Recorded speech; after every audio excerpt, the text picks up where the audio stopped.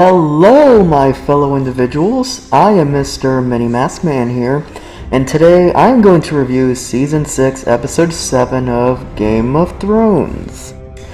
Now, obviously, if you've not seen the episode, don't watch this video at all because it contains spoilers, of course.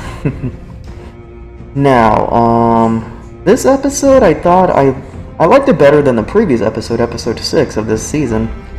But I know I read most people didn't enjoy it because there's no action, they consider this filler and stuff and whatnot, or just, just taking time and all that. But I actually like this one too.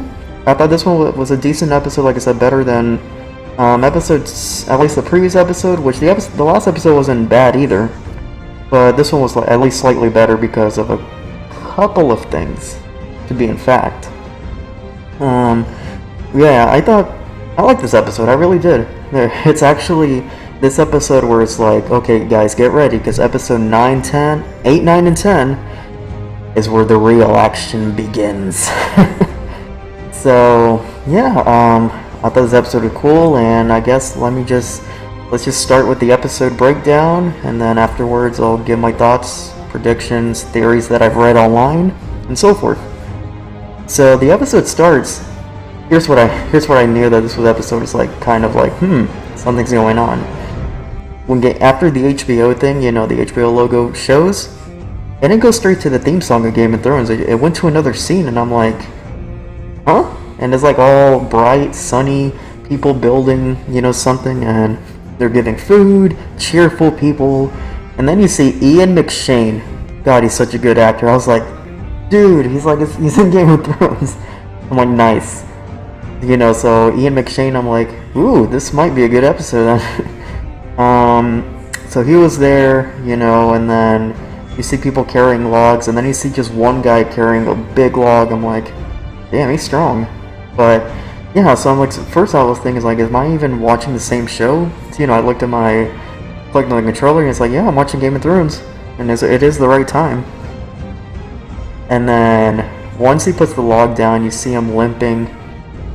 And then when it gets close up, you see the back of the hair. When he turns around him, I was just so excited because guess what? Another returning character, and it's the frickin' Hound.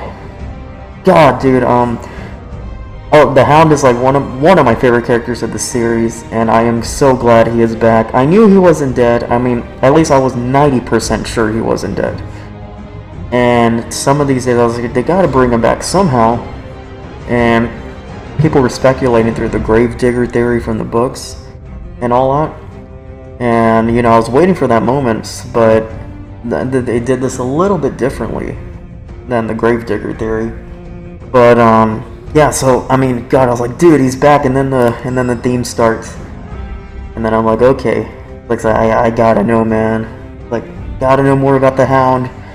And then after the credits, the big intro credits, and then they show more about the Hound, and he's living like this very different lifestyle, where Ian McShane plays a religious septum, and he's kind of like guiding him to this more positive lifestyle, I would say.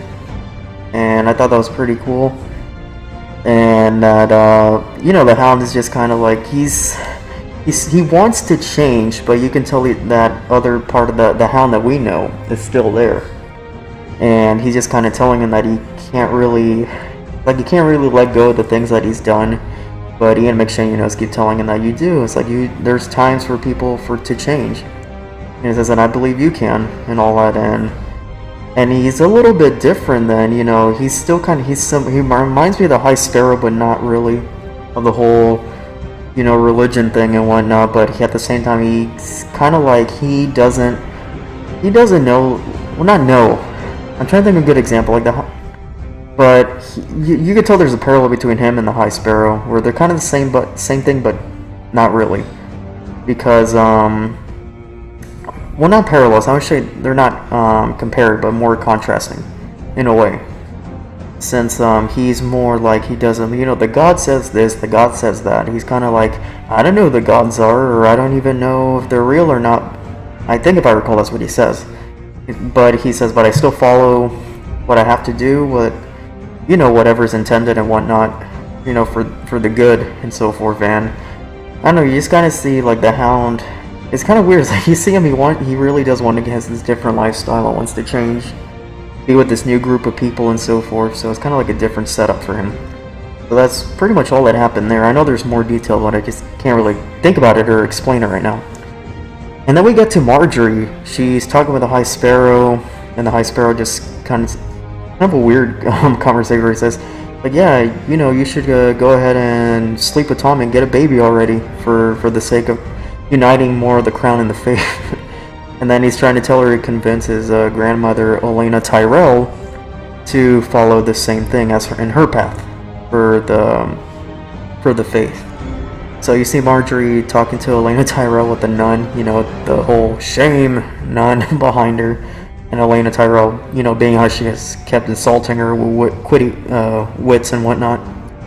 But Marjorie's trying to convince her, to join the faith and all that, and Olenna just doesn't believe. It's like, I can't believe, she's really into this, buying into this stuff, with this whole religion nonsense and whatnot. But when you see Marjorie like really convincing her, holding her hand, says you have to leave, and she's like, no, I'm not leaving you. And then once I knew that she grabbed the hand like really tight and did something, I'm like, okay. So I know she gave her something. So then Olenna just kind of knew it, and it's just like, okay, I'll go home. And then when you see that Marjorie actually gave Olenna Tyrell a note, she opened it and it was a rose, which is I think it's the house sigil for House Tyrell. So in other words, Marjorie is not falling for that whole, High Sparrow's religion and all that. So she is still Marjorie Tyrell, fooling them, and has a plan going on. So she is not brainwashed, unlike poor Tonman in this case, where he's just completely manipulated. He actually does believe because of Marjorie and with the High Sparrow when you talk to him privately. But yeah, Marjorie has a plan, and I don't know what she'll do, but something will unfold. Now, next event that happened was actually Jon Snow trying to convince the wildlings to fight for them. One of the wildlings was like, nah, this is not the deal that we made, and so forth. But Tormund's trying to convince him, hey, he died for us and all that, and he saved us, he brought us here. Just Jon Snow's really trying to convince the wildlings to fight for them, and then Tormund made a lot of good points. And then 1-1, the giant, he just stands up and he's like, Snow, and walks away. And then boom, all the wildlings says, well, if he says it, why not? And then one of the wildlings gave that firm manly handshake with Jon Snow, confirming it's like, okay, we will fight for you, Jon Snow. And so now the wildlings will definitely help Jon Snow and Sansa Stark with fighting the Boltons, and I guess the Cal Starks and the Umbers. So they got recruited the wildlings for sure.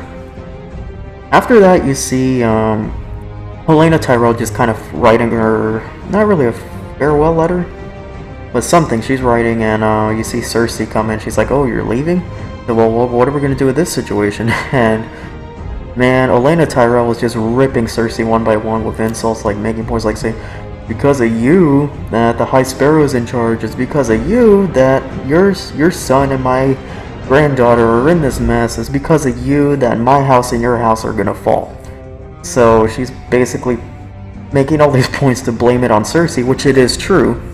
So I kind of laughed at that, where she's just kind of saying it into her face, and she's basically like, out of all this misery that's been going on, the thing that's happening to you is the only thing that I'm enjoying, and I'm just leaving, just want to get out of this whole mess.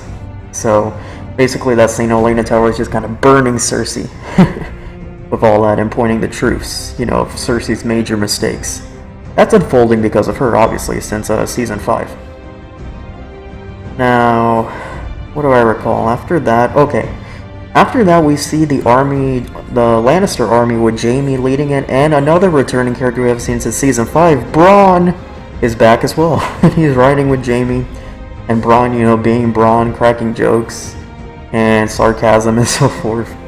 And Bronn was like telling Jaime, he's like saying, you promised me a castle, a wife, money, and all that. And Jaime just kind of says, well, remember, a Lannister always, and the quote, a Lannister always pays their debt.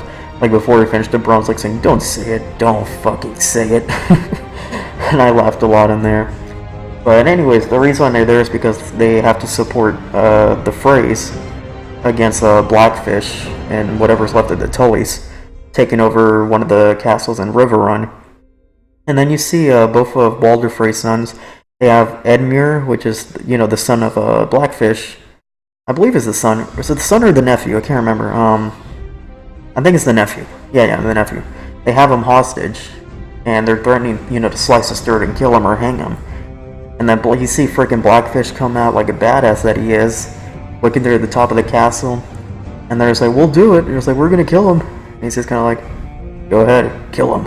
And he just walks away, and they couldn't do it.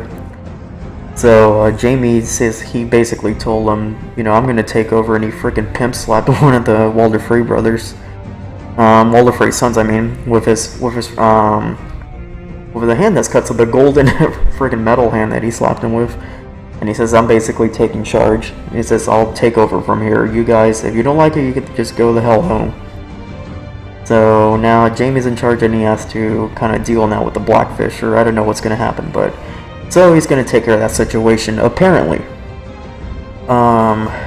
Next, if I recall after that, okay.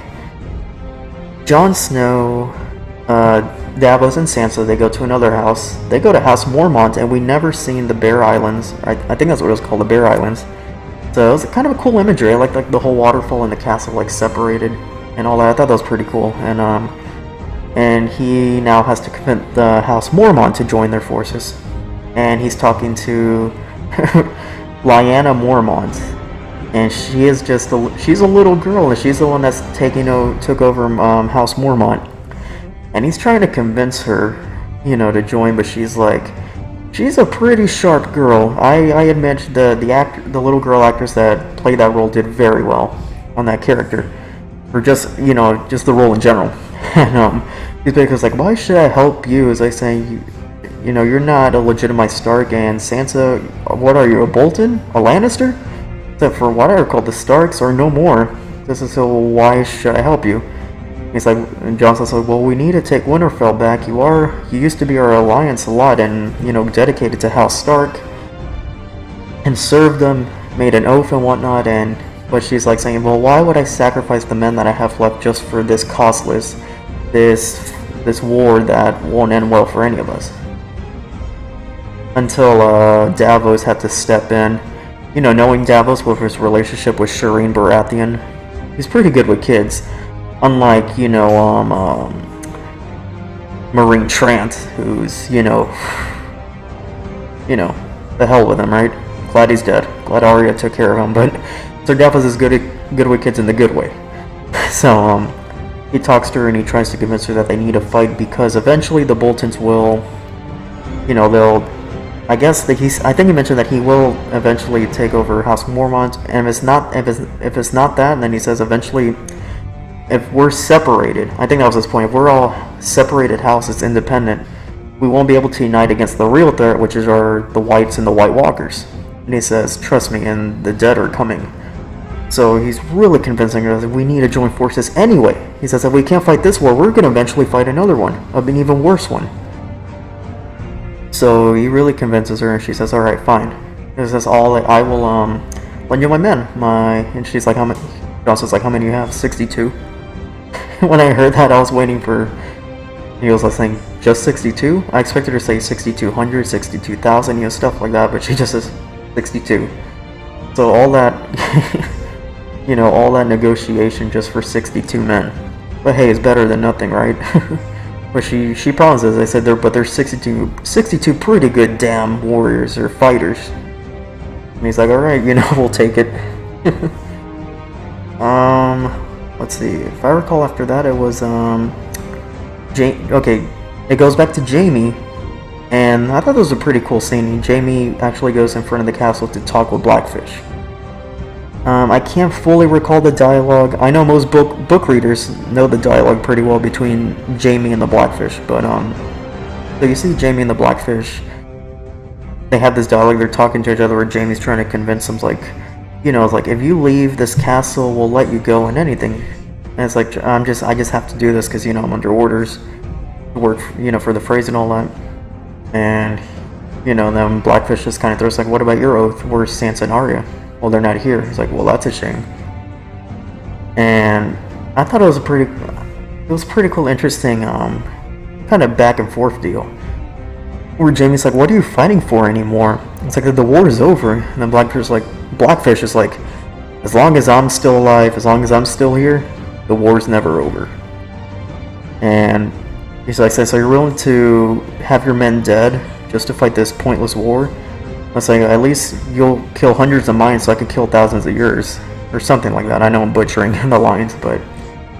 So, point is, Blackfish is like saying, this is my home, Riverrun's my home, this was my castle that I was born and raised in, and I'm not letting the frickin' phrase, you know, have it. So he's still fighting for it, and basically just goes back inside, and... Basically, it was a very interesting talk between Jaime and Blackfish, so you know there's gonna be a big fight. Another fight going on, or another battle. To be honest, I actually want Blackfish to win. I support more on Blackfish and what he's doing than Jaime, mainly because Jaime's has to work with the phrase, which obviously I freaking hate the phrase. So I really do hope Blackfish wins or gets out of it somehow. But I'm not sure if, you know, Jaime will win, because he has a bigger army, it looks like. I haven't seen exactly how many Blackfish has, but yeah, but I don't know. I want Blackfish to win. I'm supporting Blackfish in this case. I want him to win this battle, if there's a battle.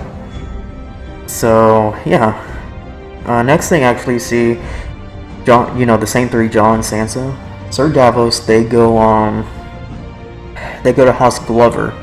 They're trying to convince him to join the fight, and Glover basically saying the same deal like everyone else. Why should we fight this fight? On top of that, the Boltons were the one that helped us take this land back. They, you know, from fighting and killing more of the Ironborn. In other words, the House of Greyjoy. And he says, "And where were you? You know, we made an oath and we were loyal to the Starks, but you know, where was Robb Stark when my family were getting killed out there and so forth? Like, where was he?" So House Glover's completely made their mind. They're like saying, you know, we're not going to go against the people that helped us. In this case, the Boltons. Take back what we have. And there's no... For him, he just told him House Stark is dead. And then he leaves, but then Sansa says, you know, it's like, do you remember you're under oath to serve the Starks? And he just kind of looks back. And I think he says the same something, you know, the same thing. Where it's just basically House Stark, there is no House Stark, there's no point in this fight that I have to be involved, and I'm not even sure if you guys are going to win. He says, and he's even asking, how many houses do you have, you know, with you, join? And they say House Mormont, and he's like, what else? And the Wildlings, where Jon Snow told him. And once he heard the Wildlings, he was just completely like, oh, okay, I didn't know, I guess the rumors were true. So it's almost like because of that, he definitely doesn't want to join, obviously, because, you know, Northerners and Wildlings are just enemies, natural enemies since the dawn of time, I guess. But yeah, so House Glover in the end, they're completely said no, they're out of the picture. They don't want to be part of it. So now we have no support for House Glover. After that, we get to the Greyjoys. You see, they're at I believe at a bar with, I guess, prostitutes, naked women, all that. And even Yara Greyjoy getting some action with a lady there. And, you know, Theon's just still kind of acting more like Reek, where he's just like timid and looking down, not doing anything, not looking at women or drinking. And Yara just kind of looks at him and he's like, he gives him, you know, ale, and he's like, come on, drink. He's like, no, it's like, I don't want to drink. It's like, you will drink, damn it. Until, you know, she convinces him to drink. He takes a sip, and, you know, takes another sip, and Yara's just basically in this whole dialogue, she's just trying to convince Theon. It's like saying, I need you by my side, and I need you to be Theon Greyjoy. Okay? Says, I want you to be my brother again. I want you to help me with this. Okay? So basically she's telling her, get rid of that Reek personality. She says she knows he's been through quite a bit, obviously. But you know, she really wants to convince him to go back to Theon, and then he kind of gives that really, he looks down, he looks back up slowly, a more serious face, and he nods. But she's happy that he's back, and basically their whole plan, she's telling him, is I believe they're at Volantis, if I recall. So they're gonna go to Meereen. They're gonna go talk with Daenerys and make some sort of pact, some deal. And I don't know if they're gonna serve under her, or they're gonna make an alliance. I'm not sure yet. She's gonna make a pact with them and probably warn her about Euron Greyjoy before he gets there. So yeah, so that's basically what the Greyjoys are up to. So I can't wait to see that. I don't know if they'll probably show up at all in Meereen this season. I think so. Maybe, I don't know, by the next episode or the episode afterwards, or episode 10, they'll finally meet Daenerys. Or if Daenerys is not at Meereen yet, they'll probably see Tyrion and Varys and all those guys.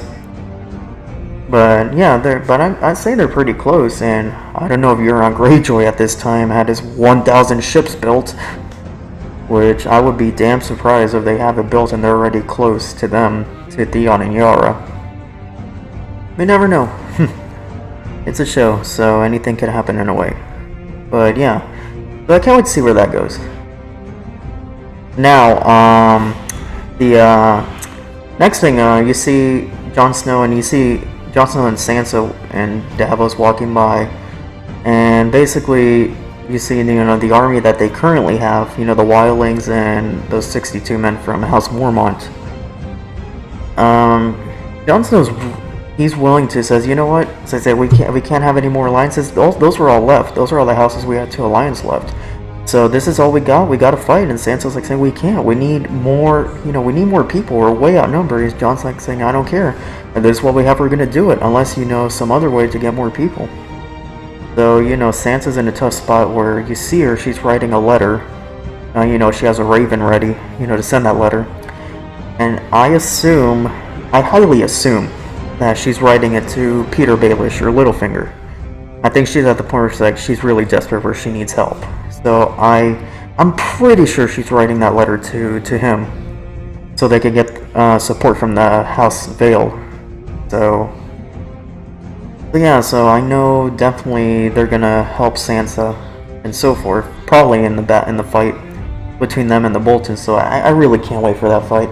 I assume it's in episode 9. Usually those big battles are in episode 9. But yeah, so they're gonna help, and I still don't know what Baelish is up to. I mean, I sort of do, but not really. He wants to help Sansa. I don't know if he really wants to help her out of genuine feelings, or he has another agenda under that. It's like he knew Sansa needed him. He just already knew because he's he's Littlefinger. He knows his stuff. But man, I just don't know what he's gonna do. Shoot. Oh jeez. Anyways, but that's all. She's writing a letter, and I highly assume it's Littlefinger. After that, it goes to the Hound again. He's basically just sitting there, just sitting with the other group, listening to what the Septum, Ian McShane's character, talking about letting go of your past and change. You can change now no matter what you did, and so forth. And God, I really like Ian McShane's character, the Septum. God, he was just a pretty cool character. But then you see 3 writers, and they claim that they're from the Brothers Without Banners. And they told him that they have any supplies and stuff like that, and they said, not really. We have nothing, we're just enjoying our life right here. And then they just kind of look at him, and the guy in the middle from those 3 writers from the Brotherhood Without Banners were like, alright, well, just remember the nights are dark and full of terrors. And they just kind of write away.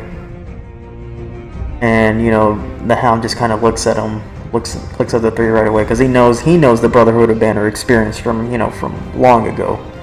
Season 2 or 3, I think. But, I think season 3, I want to say. Yeah, season 3. But yeah, so he's very suspicious with them. They just kind of right away. Now, we go to Arya, and she's still at Braavos. You see her there. She hears a guy talking. I think she's with the Lannisters or something, and she hears him talking that he's going to go back to Westeros, and she basically pays him in gold, which I don't know where the hell she got that money from. Like, she had a lot of gold, at least from what I assume, like 2 big pocketfuls of gold, and she just threw him. It's like, you know what, we're leaving tonight, and he's just kind of like, alright. He takes the money anyways, she'll give him obviously afterwards.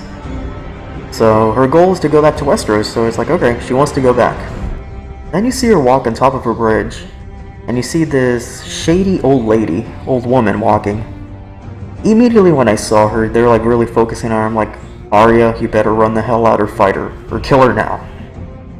But she looks at her and then she freaking slashes Arya's stomach. She grabs her, she starts stabbing Arya like 3 or 4 times in the stomach. Takes her face, and I'm pretty sure that was it was the waif. And Arya's like bleeding out, she headbutts her back, and then she just jumps over the bridge into the river. And you just see the wife looking down, you see blood coming out, stuff like that, and the wife just kind of looking. So you see Arya come out somewhere in the river. She came out, and she's like really bleeding badly on her stomach. And she's just kind of walking around bleeding, shaking, and she sees people looking at her, but they're not responding, they're just kind of looking at her. She's just kind of walking around bleeding, all that. Now, you know, I'll say that also there's a big theory that I've read on this online, and I'll probably talk about it at the end when I'm about to finish anyways. Last thing that happens, you see the Hound, you know, chopping wood as always. Then he hears like people screaming from a distance. He runs, and all the people that he was with, they're all dead. Most of them by arrows. And I think there was an archer, I forgot his name. Was it Baron? Or from you know, the Brotherhoods Without Banner. And they're all killed. You see all blood and all that, their bodies lying, a bunch of arrows. And then he walks and he sees a hanging body, and it was the Septum, Ian McShane's character. Now it's like, damn it. It's like, I love this character already, and they freaking killed him off already by the end of this episode. He didn't even make it past 1 episode. I was like, oh, I don't know, I wanted to see more of him. God, he was such a cool character. But, or at least an interesting character. I wanted to see more of him. He's just, I don't know, he's like this very positive dude and all that, and he's, I don't know, it's pretty cool. I like that character, but I'm sad that he's dead. But yeah, they killed him, they hanged him. I think if you look inside, there was a fruit like they shoved in the mouth while they hang him, and you can just kind of see like the Hound, not really like 100% pissed, but he's like, you can tell his face, he's like, you know, he has to go back to his killing mode. So you see him walking around, he grabs an axe, and then it goes to black. So the Hound will cause bloodshed on the Brotherhoods Without Banners. Haha. And that's the end of the episode. Okay.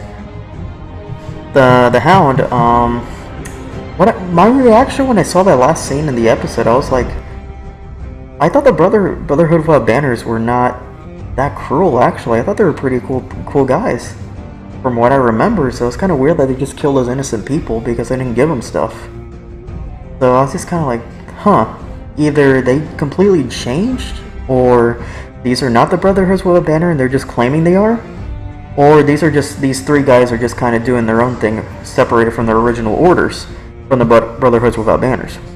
And there's this other theory, and this is from the book. People are really speculating, just like saying, this is leading up to Lady Stoneheart. Now, if it is her, holy shit. Lady Stoneheart, can you imagine that they actually lead up to her like at the end of the season? I mean, it's all coming together, you know. Shoot, I don't know, man. That's what people are saying. Maybe the reason why they're killing brutally these innocent people is because now they're under orders of Lady Stoneheart instead of Sir Beric. I believe that was his name. So I think that's why the Brotherhoods Without Banners changed their ways, in a way. So that's what people are speculating. That's the theory going around so far. I can kind of see that, so I'm sort of lenient, but I heard things from the producers, or George R. R. Martin said that they completely scrapped their character out from the show, but then again, they could lie as always, you know, just to throw us off. So I don't know. I'll be fine with either way. Even though, well, if the Brotherhoods Without Banners did change like that drastically for no apparent reason, then yeah, I would be disappointed. Like, they just completely made you know, this really interesting but fair group of people, and then all of a sudden, boom, they're just killing innocents because they don't give them shit.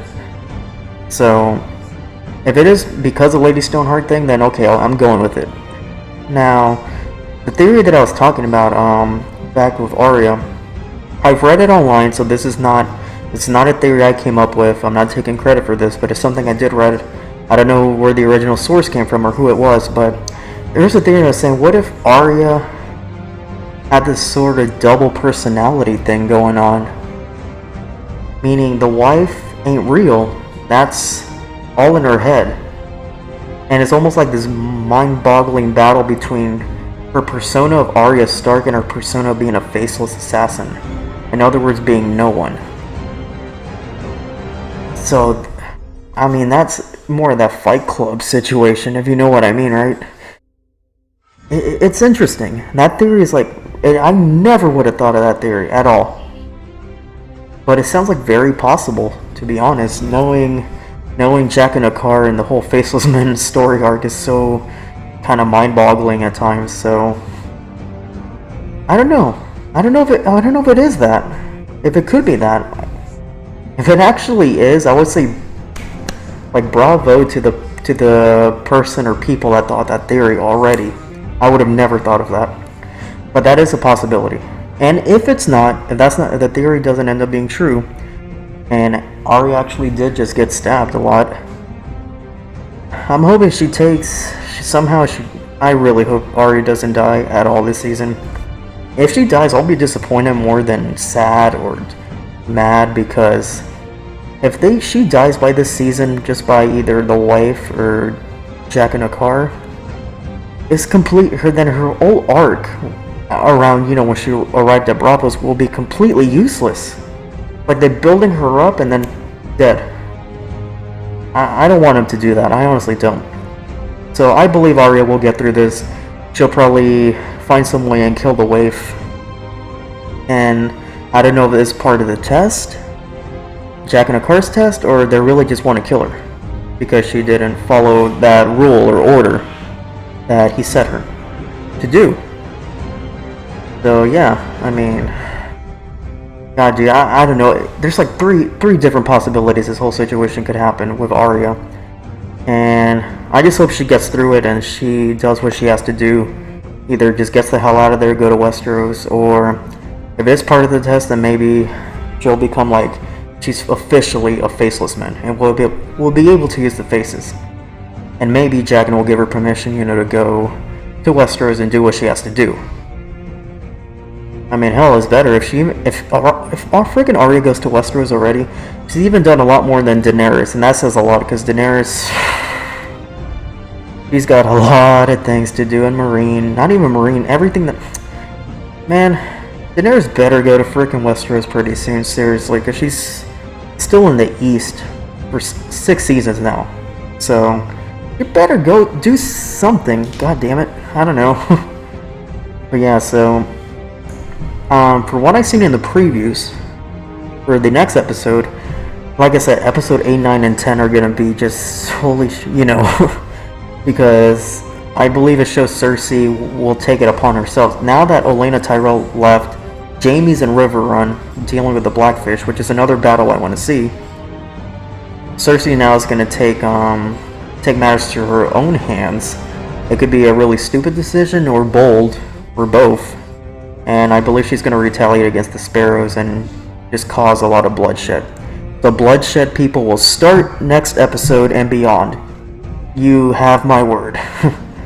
So things are going to happen in King's Landing, so things are going to unfold. I don't know what Marjorie's going to do under all that. She's going to plan something.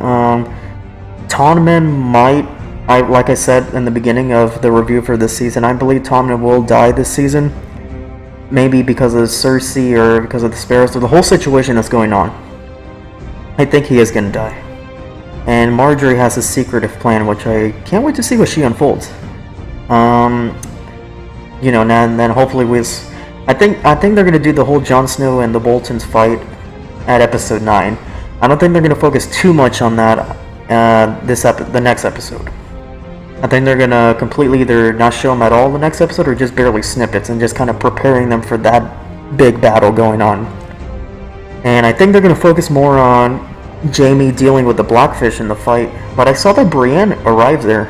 And I thought that's going to be interesting because Sansa told Brienne to talk with the Blackfish to help her fight with the Boltons. But Jaime's there, and it's kind of like, oh, dude, it's gonna be a conflict. I don't know what Brienne's gonna end up doing. And then I definitely want to see freaking the Hound just taking care of those Brotherhoods without banners. The Hound better make it out there alive, because you know people are saying the Clegane Bowl, you know, the Hound in the mountain, which I think that'll happen way later because he's not in Westeros anymore.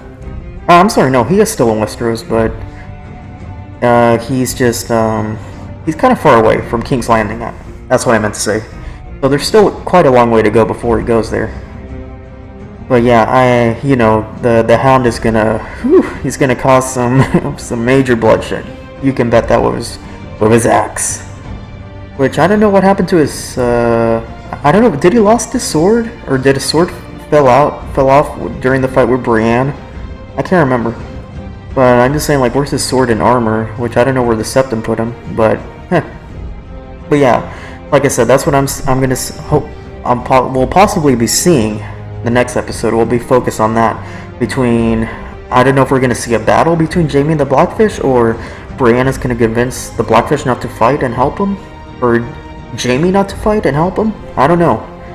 So I don't know. I want to see a battle just for the hell of seeing some action, but depending how it goes, it depends how they deliver it. If it's just some pointless like, nah, we'll just fight. Well, actually, Jaime does have to fight the Blackfish because he's under orders to help the Freys, unless all of them just say, you know, the hell with the Freys, and then go ahead and kill the Freys, which I really hope so they do. Just get rid of the Freys. But yeah, I can't wait to see what they do, where they go from there. I want to see that, and if there's a battle, even better. So we'll see that. We'll see King's Landing is gonna start. Oh god, dude, King's Landing is gonna be a mess, and then we'll see the Hound, you know, causing more bloodshed with the Brotherhood without banners, and then we'll see Arya possibly, you know, taking care of the whole faceless men situation with the waif, and maybe Jack in a car. And I just want to see at least where that story goes. And yeah, so that's what I think was going to happen next episode. At least that's what they're going to focus on. But overall, man, or woman, whoever's watching, I thought this episode, like I said, was actually decent. I thought it was a little bit better than the previous episode, definitely better than the first episode of the season, because this is actually building up to that big moment. It's like, okay guys, here we go, we got everything set, now we'll see it all unfold in this last 3 episodes this season. So I can't wait to see all of that unfold. But yeah, decent episode. I actually enjoyed it. Maybe not the best, but I still enjoyed it. I wasn't bored. I wasn't disappointed or thought like, you know, come on, you know, move on. I thought that was all pretty good. Everything had a good important point and was building up now. It's finally, I think it's finished building up. Hopefully, it finished building up now at this point of the season to unfold everything that's going to happen now in the last 3 episodes. It usually does. Episode 8 through 10 are always, you know, the big ones. But anyways, that's all I gotta say for this video. If you like this video, you know what to do. So, I mean, I can't wait, guys. I can't wait for the dude. I don't know. I'm more gittery and whatever. I don't know, dude. I can't wait. So, anyway, yeah. Thanks for watching. If you like my, you know, if you like this video, you know what to do. And I will, I can't wait. Anyways. You guys have a nice day.